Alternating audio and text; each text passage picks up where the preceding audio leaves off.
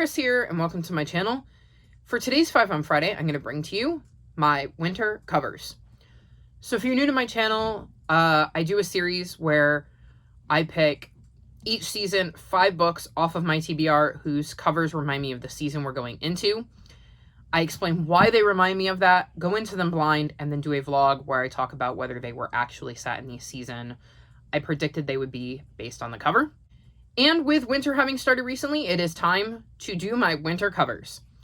So first up, I'm going to go with Firefly Junction by London Lovett.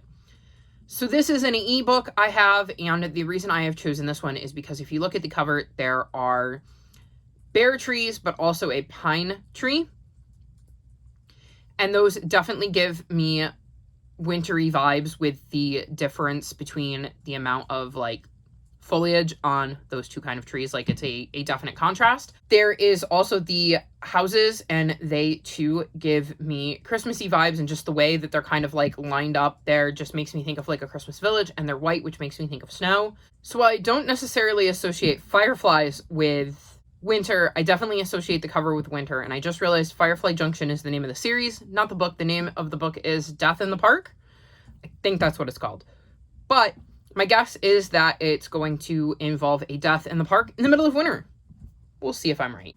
The second book I've chosen to go with is The Boy, the Bird, and the Coffin Maker by Matilda Woods, because this cover definitely gives me the wintry vibes, because it looks like there's a giant hill here that is covered with snow, and it looks like there's smoke coming out of the stacks of the houses, which you would, at least in my opinion, more associate with winter. So I think that you could even count this as snowflakes up here. Though they could be stars, I'm not sure, but it's giving me super cold, wintry vibes. I believe I've read something else by Matilda Woods, so she might have been the author of The Girl, the Cat, and the Navigator, or something like that. And I know if it is, I enjoyed that book, so hopefully I'll enjoy this one too, even though I have no idea what it's about, other than I'm going to assume it involves a boy, a bird, and a coffin maker. And may or may not be set in winter based on this cover. Next is a book I'm extremely excited for, even though I'm going blind, and that's Beartown by Fredrik Backman.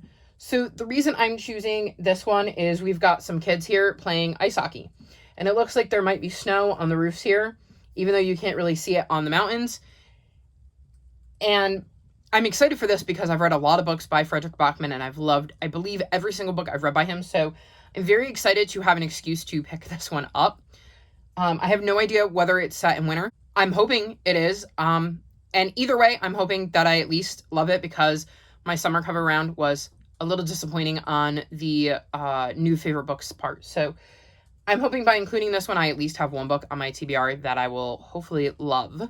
Next, I decided to go with Then She Was Gone by Lisa Jewell. So this is one I think I considered last year as well.